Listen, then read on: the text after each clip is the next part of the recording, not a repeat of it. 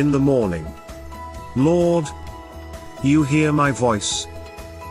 In the morning, I lay my requests before you and wait expectantly.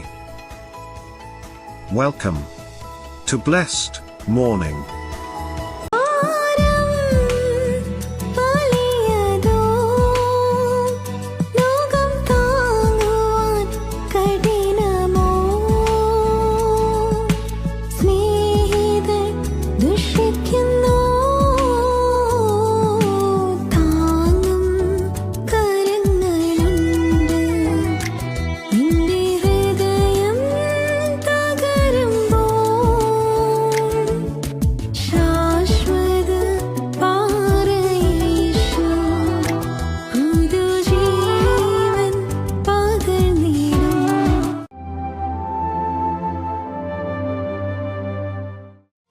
പ്രിയരെ, അനുഗ്രഹിക്കപ്പെട്ട ഒരു പ്രഭാതം കൂടെ നമ്മുടെ ജീവിതത്തിൽ അനുവദിച്ചു തന്ന വലിയവനായ ദൈവത്തെ നമുക്ക് ഒരുമിച്ച് ചേർന്ന് നന്ദി പറയാം.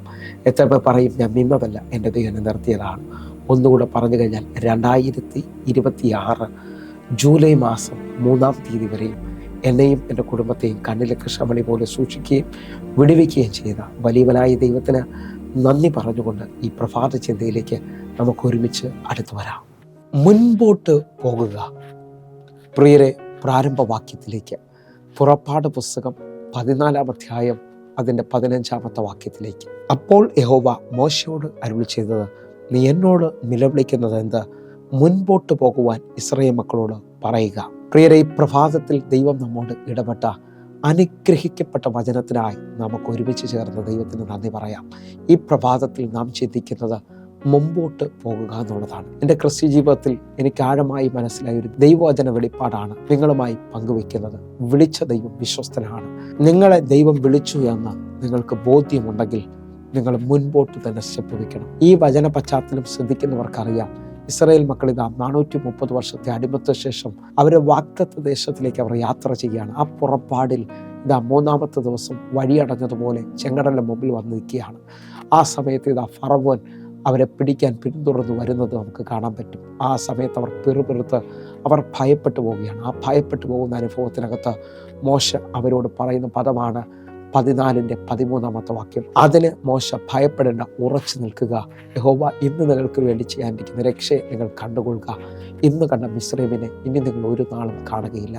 14-ാമത്തെ വാക്യം മോശ വ്യക്തമായി വെളിപ്പെടുത്തുന്നു, യഹോവ നിങ്ങൾക്ക് വേണ്ടി യുദ്ധം ചെയ്യും, നിങ്ങൾ മിണ്ടാതിരിപ്പിൻ. 15-ാമത്തെ വാക്യമാണ് നമ്മൾ കുറിവാക്യമായി വായിച്ചത്. മോശയോട് ദൈവം പറയുന്നു, എൻ്റെ ജനത്തോട് മുമ്പോട്ട് പോകാൻ പറ. നിങ്ങൾ ഈ വചനം ശ്രദ്ധിക്കുമ്പോൾ നിങ്ങളുടെ ജീവിതത്തിനകത്ത് ഇനി ഒരു സാധ്യതയില്ലെന്ന് പറയുന്നുണ്ടാകാം. പക്ഷെ ക്രിസ്ത്യ ജീവിതത്തിൻ്റെ ഏറ്റവും വലിയ ആഴം, നിങ്ങൾ പിൻപിലോട്ട് പോകത്തില്ല, ശത്രു നിങ്ങളെ തൊടത്തില്ല. കാരണം എൻ്റെ ദൈവം നിങ്ങൾക്ക് കാവലാണ്.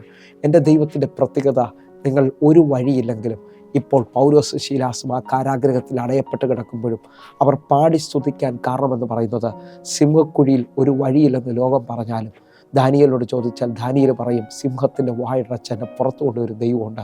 അഗ്നിശാലയിൽ പെടുന്നവന് ഒരു വഴിയില്ലെന്ന് പറഞ്ഞാലും ശദ്രക്കും മേശക്കും അബ്ദിനോഗും നമ്മോട് പറയും, അഗ്നിശാലയിൽ 4-ാമനായി ഇറങ്ങി വന്ന് വിടുവിക്കുന്ന ഒരു ദൈവമുണ്ട്. ആ നിലയിൽ പൗലോസും ശീലാസും ഇതാ കാരാഗ്രഹത്തിൽ കിടന്ന് പാടി സ്തുതിക്കുമ്പോൾ അവരുടെ കൈകാലുകൾ ബന്ധിക്കപ്പെട്ടതായിരുന്നു. പക്ഷേ ആ സ്തുതിച്ച് ആരാധിക്കുന്ന സമയത്ത് കാരാഗ്രഹത്തിൻ്റെ അടിത്തറ ഇളകിപ്പോയി. വിശ്വസിക്കുന്നവരാണെങ്കിൽ നിങ്ങളുടെ മുമ്പിൽ ഒരു പ്രതീക്ഷയില്ലെങ്കിലും നിങ്ങളുടെ ആരാധനയുടെ നടുവിൽ, നിങ്ങളുടെ പ്രാർത്ഥനയുടെ നടുവിൽ അത്ഭുതകരമായ വാതിൽ തുറന്നിരിക്കും.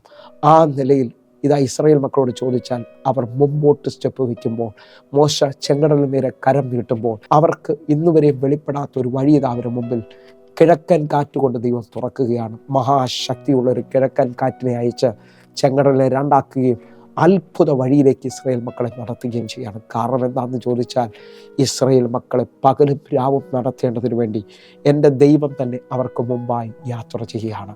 പുറപ്പാട് പുസ്തകം 13-ാം അധ്യായം അതിൻ്റെ 21-ാമത്തെ വാക്യം. അവർ പകലും രാവും യാത്ര ചെയ്യുവാൻ തക്കവണ്ണം അവർക്ക് വഴി കാണിക്കേണ്ടതിന് പകൽ മേഘസമ്പത്തിലും അവർക്ക് വെളിച്ചം കൊടുക്കേണ്ടതിന് രാത്രി അഗ്നിസമ്പത്തിലും യഹോവ അവർക്ക് മുമ്പായി പോയിക്കൊണ്ടിരുന്നു. നിങ്ങൾ വിശ്വസിക്കുന്നവരാണെങ്കിൽ എത്ര വഴി അടഞ്ഞെന്ന് പറയുന്നവർക്ക് വേണ്ടിയും ഇന്ന് ഈ പ്രഭാതം മുതൽ ഒരു പുത്തൻ വഴിയെ ദൈവം തുറക്കാൻ പോവുകയാണ്. മുമ്പോട്ട് പോകുമെന്ന് നിങ്ങൾ വിശ്വാസത്തിൽ പറയണം. ഒരു സാധ്യതയില്ലാത്തടത്ത് നിങ്ങൾ കരം നീട്ടി പ്രാർത്ഥിക്കണം. ഒരു സ്റ്റെപ്പ് വയ്ക്കാൻ പറ്റുമെങ്കിൽ ഈ പ്രഭാതത്തിൽ വെക്കണം. കാരണം ആവർത്തന പുസ്തകം 31 അധ്യായം അതിൻ്റെ 6 വാക്യം, ബലവും ധൈര്യവുമുള്ളായിരിപ്പിൻ, അവരെ പേടിക്കരുത്, ഭ്രമിക്കുകയും അരുത്. നിന്റെ ദൈവമായ യഹോവ തന്നെ നിന്നോട് കൂടെ പോരുന്നു, അവൻ നിന്നെ കൈവിടുകയില്ല, ഉപേക്ഷിക്കുകയുമില്ല.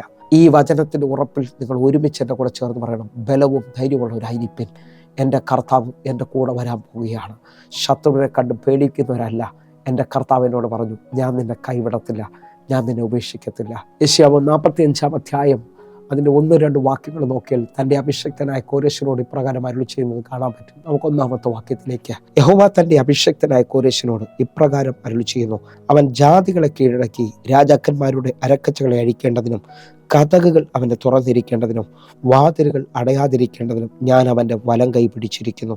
2-ാമത്തെ വാക്യം, ഞാൻ നിനക്ക് മുമ്പായി ചെന്ന് ദുർഘടങ്ങളെ നിരപ്പാക്കുകയും താമ്രക്കഥകളെ തകർത്ത് ഇരുമ്പോടാമ്പലുകളെ കണ്ണിച്ചു കളയുകയും ചെയ്യും. എന്നെ കേൾക്കുന്നവരെ ഈ 2 വാക്യം കൂടെ വായിച്ചു കഴിയുമ്പോൾ നിങ്ങൾക്ക് പൂർണ്ണമായി വിശ്വസിക്കാം, എൻ്റെ കർത്താവ് നിൻ്റെ വാതിലടയ്ക്കത്തില്ല, നിനക്ക് മുൻപോട്ട് പോകാൻ പറ്റും. കാരണം എൻ്റെ ദൈവം നിൻ്റെ വലം കൈ പിടിച്ചേക്കുക എന്ന് പറഞ്ഞാൽ അവൻ എനിക്കും നിങ്ങൾക്ക് മുമ്പായി പോകുന്നു.